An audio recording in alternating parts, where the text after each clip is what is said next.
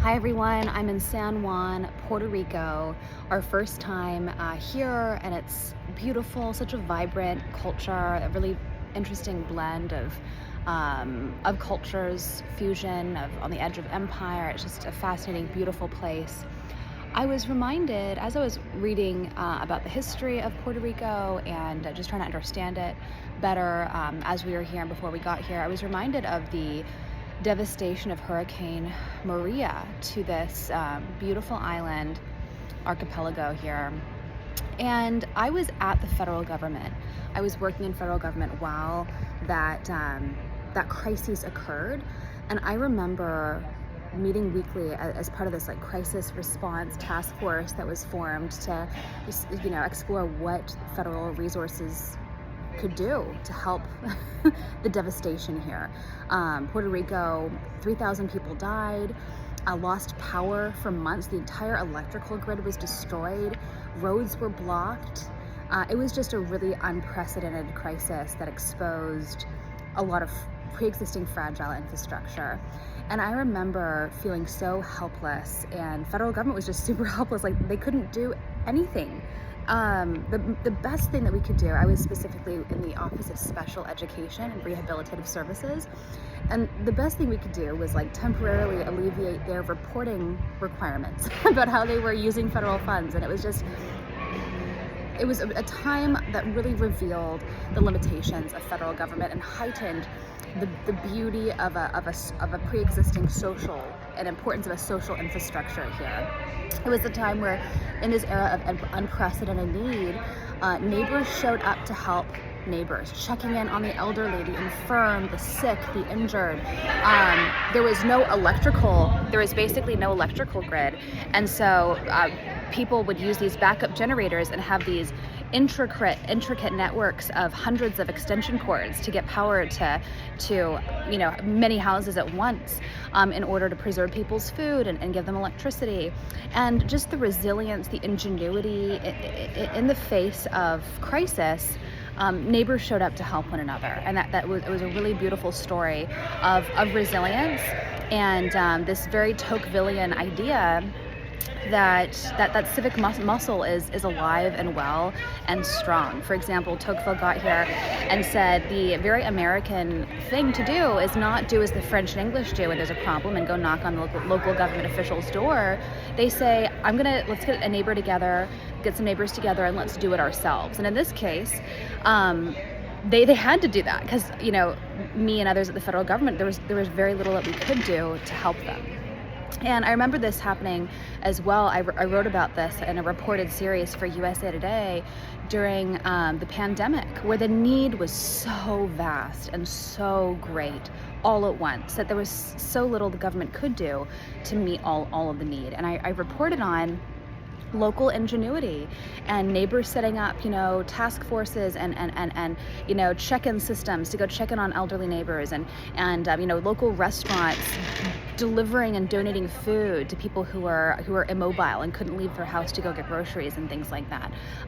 Grocery stores delivering food. It was just this beautiful, vibrant, flexing of the civic muscle that is very much emblematic of the American character.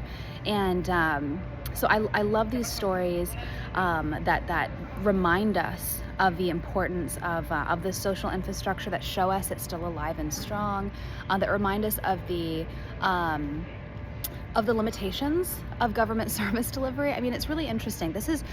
I think these are stories to celebrate, that in the face of crisis, neighbors showing up to help neighbors, whether it's the pandemic, whether it's 9/11, whether it's Hurricane Maria here in Puerto Rico. But when I was in grad school at the London School of Economics, I was exposed to a different perspective on situations like this. I remember being in class one day in London. I took public policy at the LSE there. And one of my peers said, "Oh, it's such a travesty that there are so many soup kitchens in Edinburgh, Scotland." And I said, "What? Why would it be a travesty that there are soup kitchens? That there are too many soup kitchens?" And they said to me, "Well, it means that the government is not doing its job." And I was just stunned. I was shocked that the assumption was that the government should be the one delivering all these services, and that if there was a role and an active private sector meeting public need, that was a failure of government. And I just approach that totally differently. Like, I think that's the duty, the responsibility of citizens to help one another, and that the government should exist to fill in the cracks. We shouldn't depend on government first and foremost. It's beautiful. It's better to depend on our neighbors. And these times of need, whether it's Maria, again, 9/11, the COVID pandemic, they reveal to us who we really are as a society. And I'm proud, and I think it's beautiful to celebrate how neighbors showed up for one another during these times of crises. And that civic muscle, again, that Tocquevillian civic muscle, is alive and well. This is one thing we talked about at the Civic Renaissance retreat last weekend, that we gathered 50 leaders across politics, geography, and vocation to say we're going to build a renaissance in our country, an era of multi-dimensional flourishing across difference, starting with ourselves. And someone said, it was a really powerful remark, that we are going to relearn democracy, because this is a local, hyper-local movement. It's an individualistic movement where leaders are saying, I can't control what's happening in Washington. I can't control the tragedy across the world.